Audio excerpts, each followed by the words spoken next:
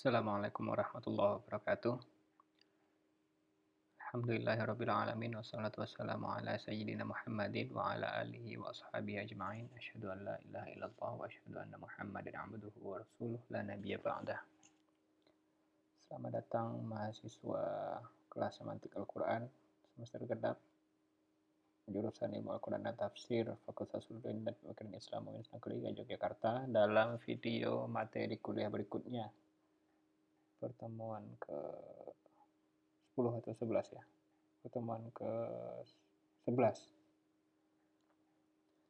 membahas bab 4 dari buku Menyingkap Jati Diri Al-Quran, atau dalam versi tesis sudah ada bab 3 kalau nggak salah ya, sudah ada di panduannya.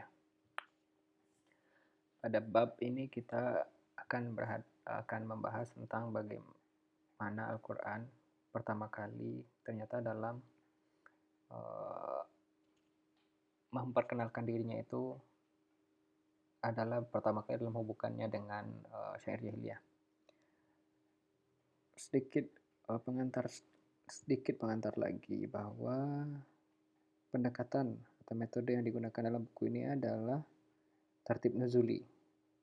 Artinya surat-surat dalam Al-Quran itu disusun berdasarkan urutan di wahyu. Tertib nuzuli yang dirujuk di sini adalah versinya Al-Jabiri. Dan yang dilihat di sini adalah diskurs, wacana. Jadi bagaimana Al-Quran memunculkan sebuah wacana. Wacana tentang kekitabsuciannya.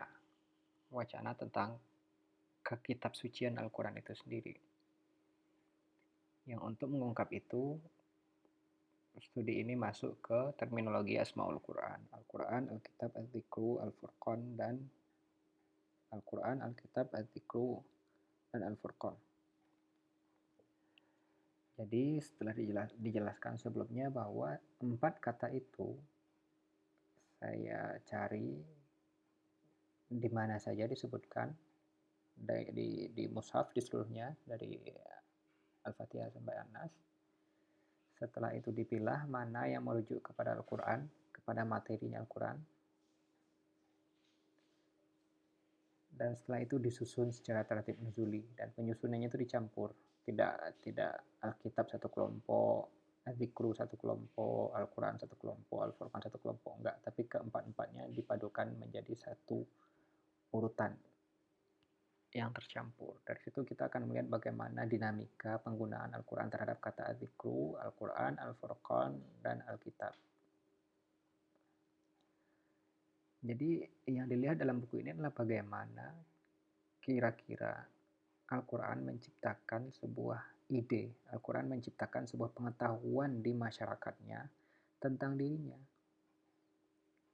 Sebelum Quran turun kan masyarakat Arab, Quraisy lebih spesifik lagi kan tidak mengenal apa itu Al-Quran loh. Ya belum diturunkan kan, belum diwahyukan. Mereka tidak mengenal Al-Quran. Artinya ketika Al-Quran diturunkan, Al-Quran perlu menciptakan ilmu baru bagi masyarakatnya, menciptakan pengetahuan baru bagi masyarakat Quraisy waktu itu, bahwa ada loh satu entitas kitab suci baru yang bernama Al-Quran. Nah, proses memperkenalkan diri itulah yang dilihat. Dan dalam tertib nuzulinya Al-Jabri itu telah dibagi fase-fasenya, dan ternyata setelah disusun kelihatan pola bahwa pertama kali Al-Quran itu mengaitkan dirinya dengan syair jahiliyah. Makanya bab ini kita bahas Al-Quran dan syair jahiliyah dulu. Setelah membahas syair jahiliyah, Al-Quran mengaitkan dirinya dengan kitab terdahulu, Injil dan Taurat. Dan itu bukan segmen yang secara hitam putih setelah selesai tuntas syair jahiliyah lalu setelahnya baru kitab suci, enggak seperti itu. Diawali emang oleh syair jahiliyah, tapi nanti ada masa yang itu terjadi irisan ketika Al-Quran belum menutup diskursnya tentang syair jahiliyah. Al-Quran sudah mulai membahas kitab, tapi itu akan kita bahas di bab berikutnya. Makanya bab ini dimulai dengan Al-Quran kitab syariah dulu. Ini konsekuensi dari datanya mengajak kita ke sana, ya udah diikuti.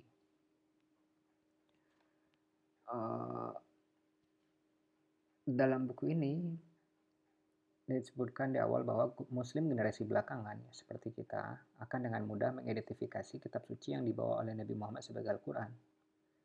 Karena kita sudah menghadapi tradisi itu selama berabad-abad, ya kita udah diperkenalkan sejak awal, ya inilah Quran. Gitu. Yang kedua, sejak awal sekali Al-Quran juga telah menjelaskan dirinya sebagai kitab. Di Al-Baqarah, dzalikal kitabu la raiba fi. Ini adalah kitab, atau itulah kitab, dan tidak ada keraguan padanya. Jadi ya udah, ini kitab dan tidak ada ragu lagi. Tapi dalam pendekatan buku ini ada beberapa pertanyaan yang relevan. Pertanyaannya adalah, sejak kapankah wahyu yang diterima oleh Nabi Muhammad dikenal sebagai sebuah kitab suci? Apakah Nabi Muhammad sebagai seorang individu telah mengetahui bahwa Al-Alaq 1-5 adalah Al-Quran atau kitab suci ketika peristiwa itu turun? Ketika Jibril datang di Gua Hira itu, apakah Nabi tahu bahwa itu adalah Quran? Ketika itu ya, bukan setelahnya. Kalau setelahnya ya udah dikasih tahu, tapi ketika itu. Begitu juga apakah Quraisy sebagai komunitas pertama pendengar Al-Quran mengenal bahwa Al-Alaq 1-5 adalah Al-Quran atau kitab suci ketika peristiwa itu turun? Dua pertanyaan ini, nomor 2 dan nomor 3 ini, kita bisa sekilas bisa lihat bahwa tidak sepertinya. Nabi Muhammad ketika menerima wahyu pertama itu dia kebingungan, diceritakan dalam sejarahnya Ibnu Hisham itu, bahkan setelah selesai menerima wahyu pertama itu beliau takut, bingung, khawatir, tidak tahu apa yang terjadi, bahkan sampai disebut mau melompat dari tebing gitu. Ada tekanan yang berat terhadap jiwanya, tapi dicegah oleh malaikat Jibril. Jibril bilang, kamu adalah nabi, saya adalah utusan Allah kepada kamu, semacam itu. Jadi begitu beratnya. Artinya apa? Ya karena pengalaman pertama sekali dan ternyata tidak familiar dengan pengalaman itu, tidak tahu apa yang terjadi, Nabi jadi bingung. Masyarakat Quraisy pun demikian. Mereka tidak mengenal apa yang diterima oleh Nabi Muhammad ini. Jika mereka awalnya tidak mengenal, dan pada akhirnya mereka mengenal, bagaimana prosesnya? Bagaimana Al-Quran memperkenalkan dirinya kepada masyarakat Quraisy waktu itu? Nah, itulah yang akan dibahas.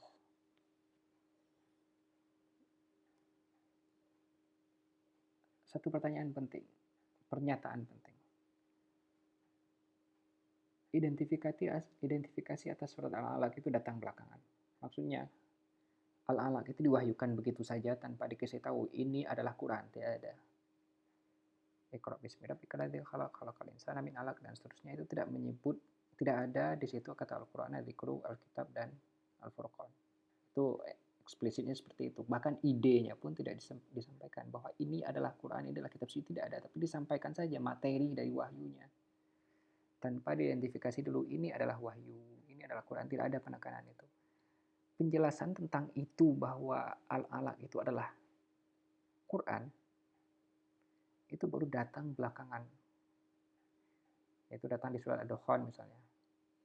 Surat Ad-Dukhan 44 itu adalah urutan mushaf ya. Ad-Dukhan 44 62 itu adalah tertib nuzulnya. Jadi dalam slide ini ketika ada nomor surat bergandengan seperti itu, yang pertama adalah tertib mushaf, yang kedua adalah tertib nuzul. Jadi bayangkan dari surat Al-Alaq itu surat pertama sampai surat 61 itu belum dikasih tahu bahwa Al-Alaq itu adalah Quran. Bukan berarti selama itu Nabi tidak tahu Al-Alaq itu adalah Quran, enggak ya. Tapi secara spesifik Al-Alaq itu baru disebut sebagai Quran, bahkan dengan eksplisit menggunakan terminologi Quran itu pada Al-Baqarah. Salah itu 22, harusnya Al-Baqarah surat kedua, bukan 22. Salah ketik. M itu Madaniyah. Madaniyahnya lebih akhir, lebih belakangan lagi kan. Jadi sebelum itu apakah alat Nabi tidak mengenal Al-Quran? Iya, beliau sudah mengenal, prosesnya lebih cepat. Tidak harus menunggu sampai Madaniyah dulu, prosesnya lebih cepat. Tapi intinya yang disampaikan di sini adalah ketika alat-alat itu diwahyukan, itu belum ada identifikasi tentang apa itu, dan identifikasinya baru datang belakangan. Riwayat-riwayat seputar peristiwa pewahyuan pertama juga tidak mengindikasikan nama dari apa yang diterima oleh Nabi Muhammad. Ibnu Hisham menyebut riwayat yang menyebut kata namus. Pada akhirnya namus juga bukan salah satu nama dari Al-Quran kan. Saya juga tiba-tiba kepikiran lagi tadi. Bertanya lagi, harus dicek namus itu apakah merujuk kepada Jibrilnya atau merujuk kepada materi yang disampaikan oleh Jibril. Yang kedua, masyarakat Quraisy juga tidak yakin harus menyebut apa dari yang mereka dengar dari Muhammad itu, dari Nabi Muhammad. Jadi mereka itu bingung. Nabi Muhammad itu menyampaikan atau mereka mendengar dari Nabi Muhammad tuturan-tuturan dalam bahasa yang membuat mereka itu tidak tahu mau menyebutnya apa. Mau menyebut sebagai syair kok kayaknya iya tapi juga enggak. Mau menyebutnya sebagai kitab suci juga mereka tidak mungkin menyebutnya itu, ada argumennya di buku, silakan dilihat sendiri. Jadi mereka bingung sebenarnya.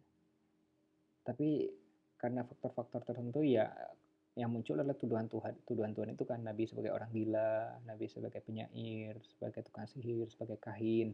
Kita udah bahas kahin di sebelumnya kan, dan penyair juga udah kita bahas sebelumnya. Penyair dan kahin itu adalah orang yang memiliki kualitas tertentu yang dengan kualitas itu dia bisa berkomunikasi dengan jin dan jin memberikan kepadanya syair.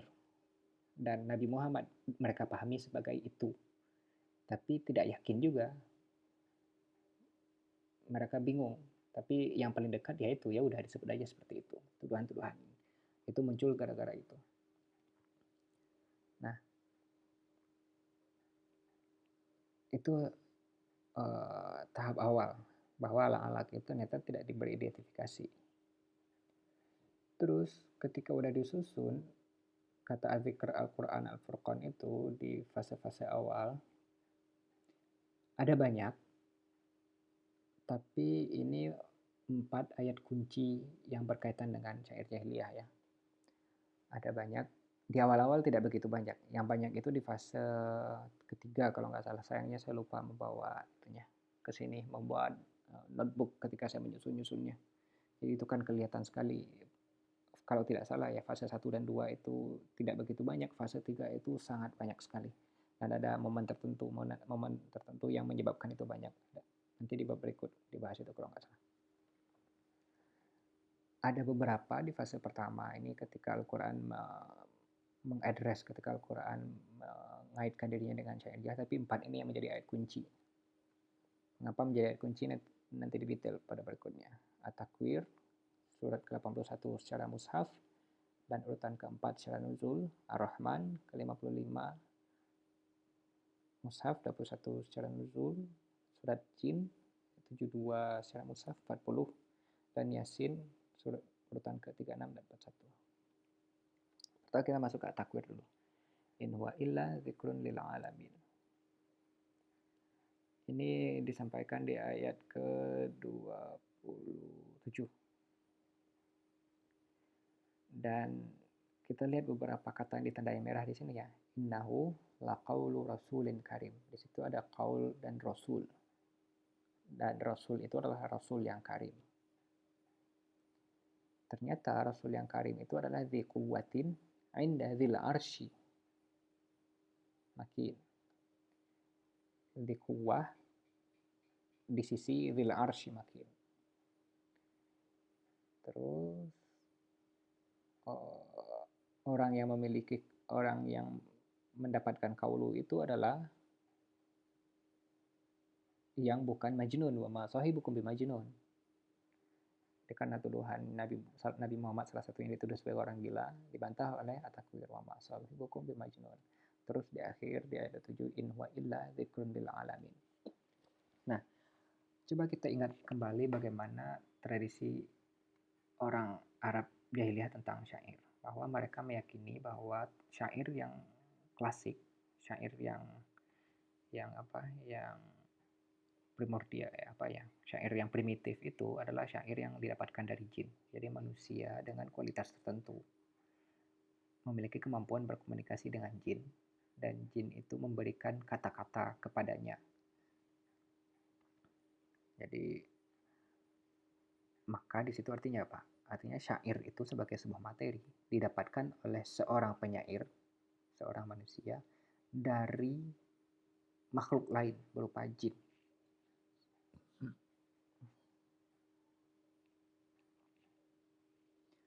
Jadi ada 3 hal di situ kan, jin sebagai sumber, syair sebagai materi yang disampaikan, dan penyair sebagai manusia penerima.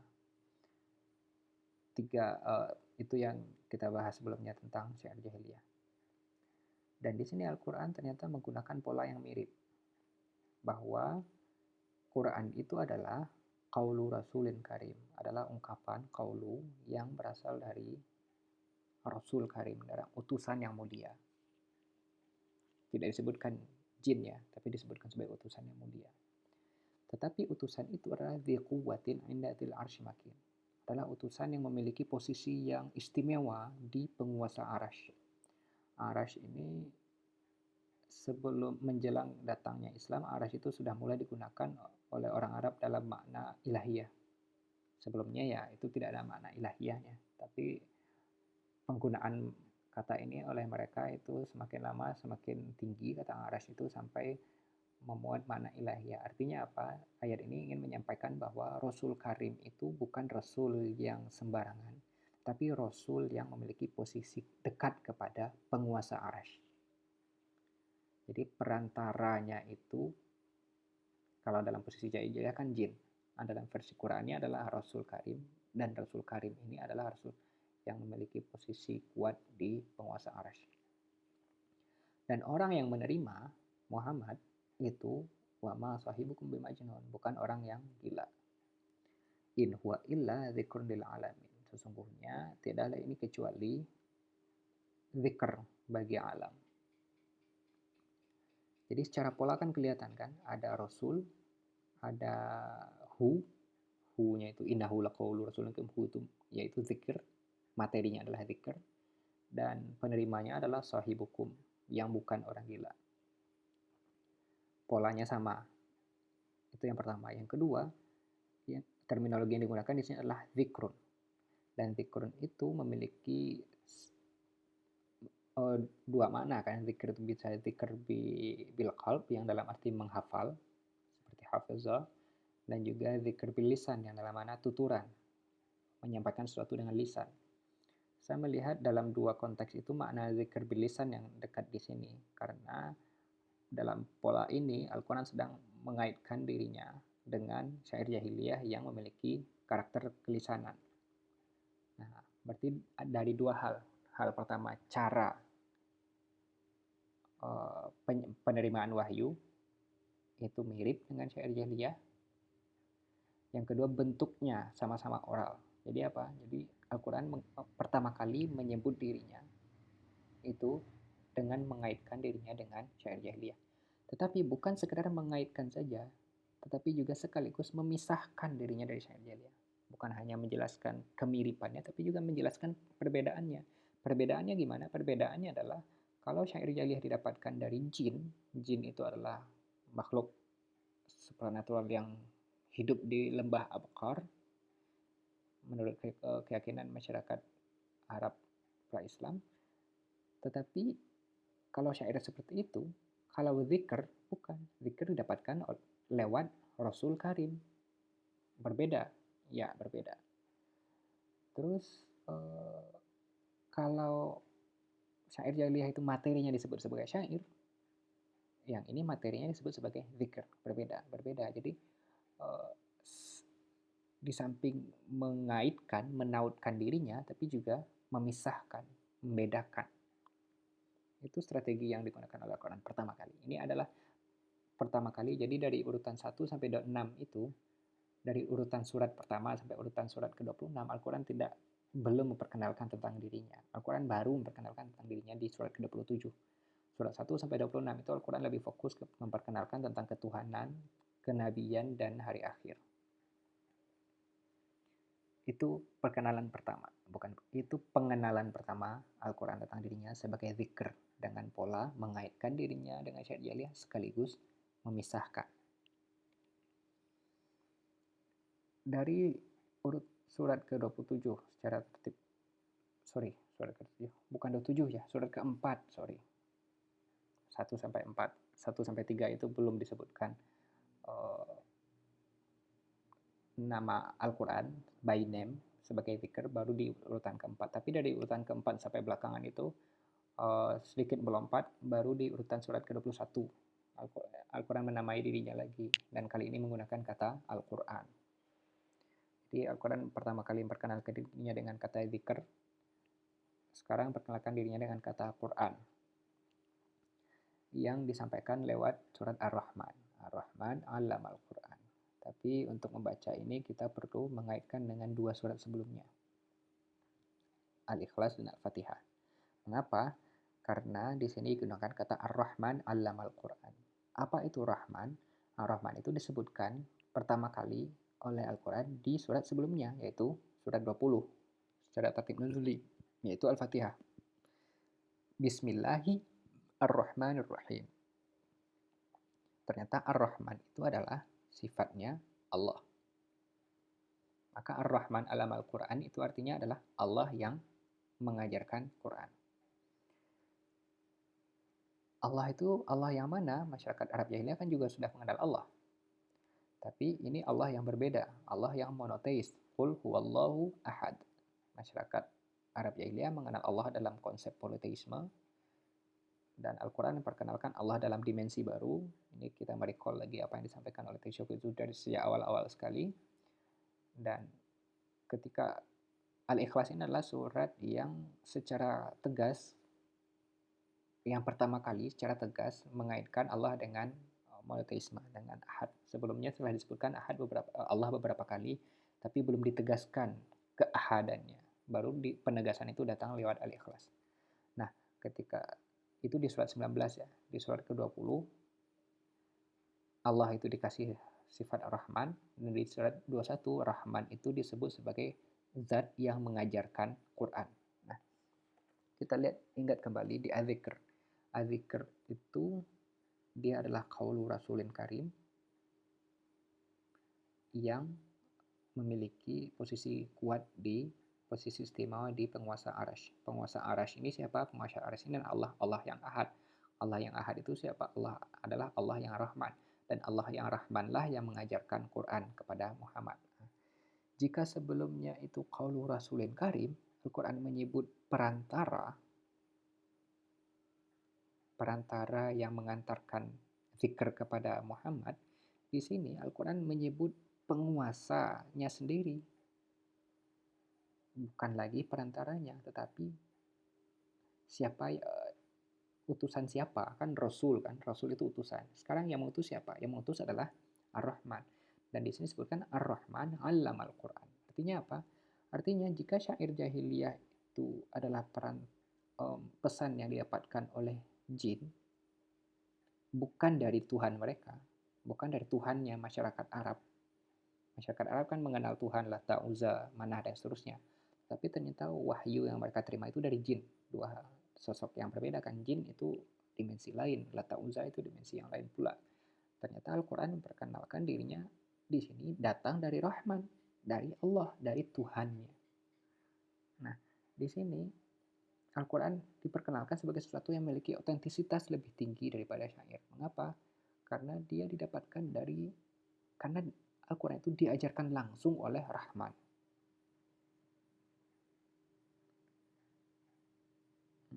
Itu penekanannya di sini. Selanjutnya, Ar-Rahman mengulangi fabi'ayyi ala'i rabbikuma tukadziban. Beberapa kitab tafsir menyebut Ar-Rahman ini agak berbeda dari surat-surat Makkiyah lainnya. Surat-surat Makkiyah di awal itu sangat keras, tegas, karena situasi konfrontasi yang kuat antara Nabi Muhammad dan Muslim secara umum dengan Quraisy, maka wajar saja intonasinya, kontennya tegas, tapi Ar-Rahman sedikit lembut. Tapi secara diskursif, Ar-Rahman tidak begitu lembut, terutama di fabi'ayyi ala'i rabbikuma tukadziban ini. Mengapa? Argumennya adalah lawan bicara mukhatab dari ayat ini adalah disebutkan manusia dan jin. Fabi'ayyi ala'i rabbikuma manusia dan jin. Nah, kita lihat kembali di sini bahwa jin, masyarakat Arab jahiliyah itu mengenal jin sebagai sumber informasi. Tapi di sini jin sebagai sumber informasi dan posisinya lebih tinggi daripada manusia. Tapi di sini fabi'ayyi ala'i rabbikuma tukadziban, jin dan manusia sama-sama diposisikan oleh Al-Qur'an dalam derajat yang setara. Itu artinya apa? Itu artinya sumber beritanya syair jahiliyah itu posisinya dilemahkan oleh Al-Qur'an. Jika sebelumnya jin itu dianggap sesuatu yang luar biasa, yang bisa memberi mereka informasi-informasi yang bisa didapatkan oleh jin dari langit, dan sekarang Quran bilang, oh, jin dan manusia itu sama saja, satu level. Itu sindiran, saya rasa, bisa disebut sindiran nggak sih? Itu adalah sebuah diskurs, sebuah wacana yang disampaikan oleh Al-Quran yang sangat keras sebenarnya. Sumber informasi mereka ternyata dilemahkan, dianggap setara dengan manusia seperti biasa. Nah, itu dilanjutkan oleh surat Jin itu sendiri, surat yang diwahyukan di urutan 40. Di 10 ayat pertama itu menceritakan tentang bagaimana jin itu, terutama ayat 8 dan 9 itu, bagaimana jin itu biasanya nongkrong di langit, mendengar, mencari-cari, mencuri-curi informasi dari langit, dari kolong langit, dan informasi dari langit itulah yang mereka bawa turun ke bumi, disampaikan ke penyair, dan penyair kemudian membacakan syairnya didengar oleh masyarakat. Coba lihat polanya. Jin dari langit turun, jin dari langit mencuri informasi, turun ke bumi, disampaikan kepada penyair dan didengarkan oleh khalayak. Al-Quran juga sama, tapi bedanya apa? Bedanya adalah Al-Quran langsung dari Rahman yang mengajarkan, jadi bukan berita curian. Nah, itu kan kelihatan sekali bagaimana Al-Quran memposisikan dirinya itu lebih superior dari syair jahiliyah. Quran diajarkan langsung oleh Rahman, bukan berita curian, tapi berita yang secara langsung, secara sukarela, secara dengan irodahnya disampaikan oleh Al-Quran kepada diajarkan oleh Allah kepada Nabi Muhammad. Tidak seperti jin yang itu materi syair itu ternyata berita-berita yang dicuri ketika mereka nongkrong di langit. Jadi ketika itu Al-Quran sudah menegaskan superioritasnya daripada syair jahiliyah.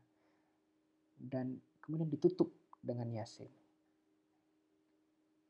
Wa ma 'allamnahu syi'ra wa ma yanbaghi lah.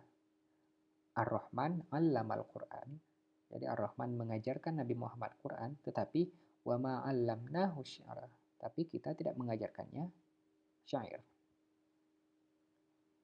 In huwa illa, itu bukan syair, tapi yang diajarkan adalah dzikrun wa Qur'anun mubin. Jadi di sini Al-Quran meruntuhkan otoritas syair jahiliyah dan menyebut bahwa wahyu yang diterima oleh Nabi Muhammad, meskipun disebut di awal sebagai zikr dan selanjutnya juga disebut sebagai Quran, bukanlah syair. Allah mengajarkan Nabi Muhammad Quran tapi tidak mengajarkannya syair jahiliyah. Dan syair jahiliyah itu telah ditutup otoritasnya oleh Quran. Al-Quran mewacanakan itu.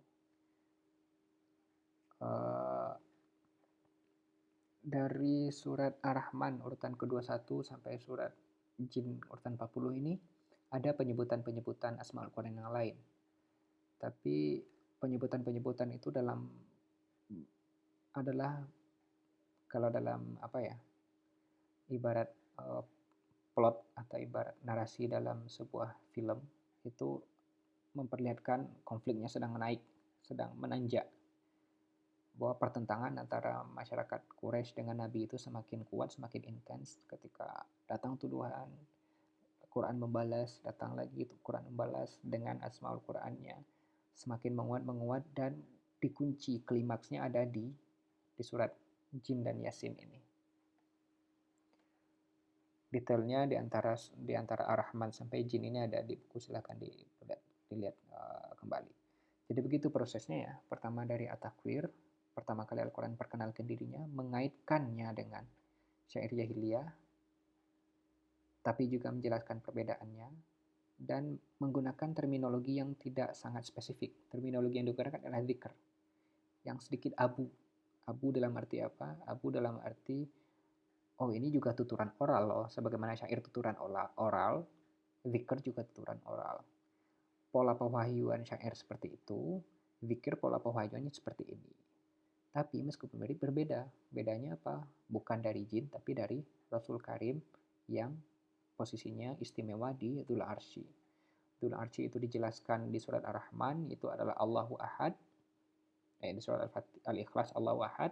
Allahu Ahad itu adalah yang kemudian disebut sebagai Rahman.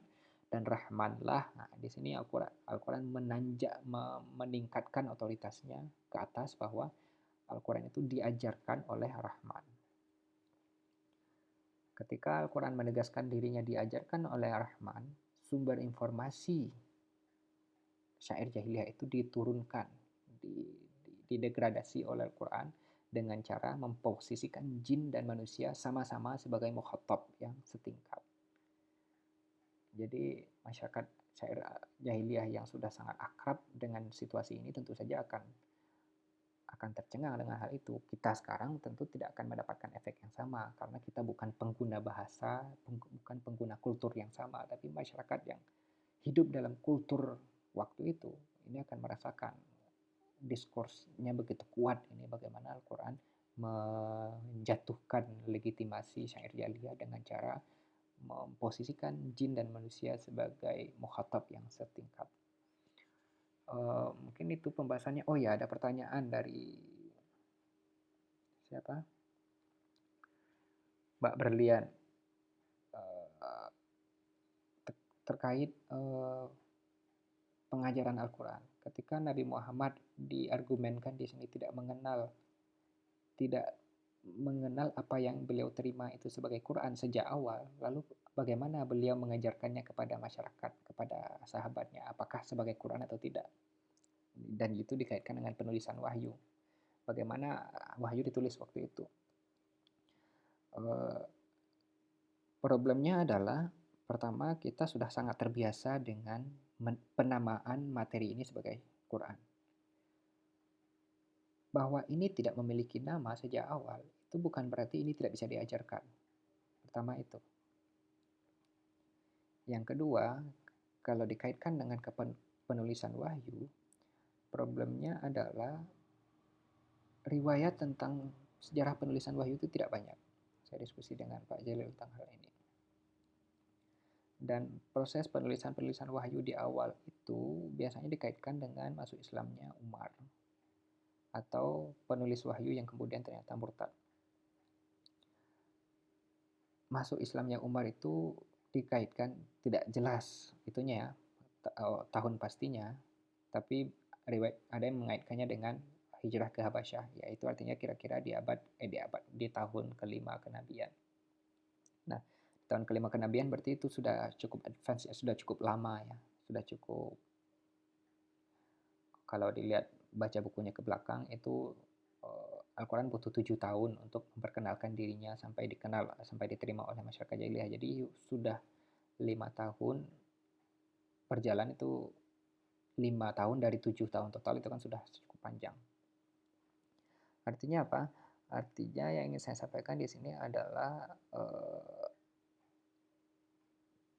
praktik penulisan wahyu bisa jadi, ya ini masih jawaban saya sementara ya, karena ini adalah satu pertanyaan penting. Yang ada 2 pertanyaan yang telah disampaikan kepada buku saya yang itu perlu direvisi. Yang pertama, buku ini tidak menceritakan narasinya kaum muslim. Di sini kan narasi yang disampaikan adalah narasi Quraisy, non muslim, pagan, narasinya ahli kitab, tapi narasinya muslim sendiri tidak disebutkan. Bagaimana Al-Qur'an dan muslim. Kalau di sini kan Al-Qur'an dengan syair jahiliyah, Al-Qur'an dengan ahli kitab. Al-Qur'an dan muslim bagaimana?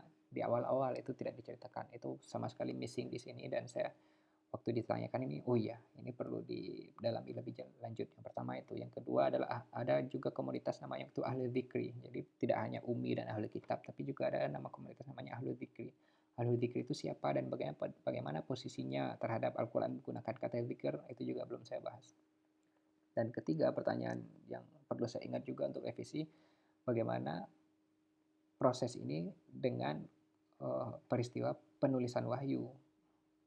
Kan Al-Quran juga menyebut dirinya dengan kitab. Maka saya juga seharusnya di awal itu sudah membahas bagaimana mengaitkan dengan sejarah penulisan wahyu, tapi luput dalam pembahasan ini. Jadi perlu penelaahan lanjut. Jawaban sementara itu saya rasa seperti ini, tebak-tebakan sementara itu adalah penulisan wahyu tidak mesti terjadi sejak awal itu Al-Quran itu diwahyukan.